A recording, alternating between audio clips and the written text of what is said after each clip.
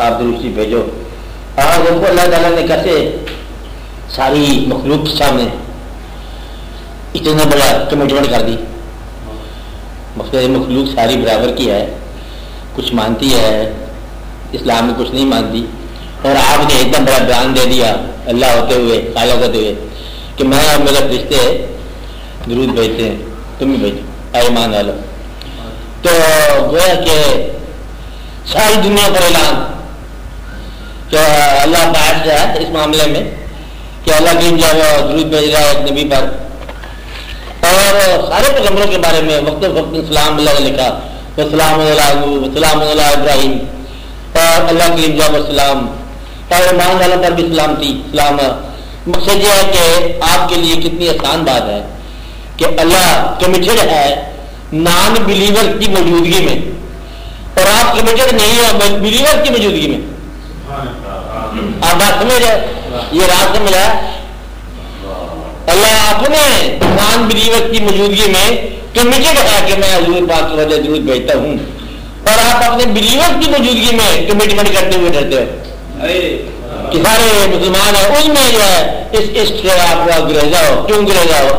اللہ بیان کرتا ہے حالانکہ اللہ کی صفت یہ یوں نہیں ہو سکتی, لیکن اس کی ہے کہ ان اللہ و ملائکتہ یصلون علی النبی یا ایھا الذین آمنوا صلوا علیہ وسلموا تسلیما, کہ اللہ اور اس کے فرشتے درود بھیج رہے ہیں نبی پر, اے ایمان والو تم بھی بھیجو. اور اللہ اعلان کرتا ہے ساری کائنات میں.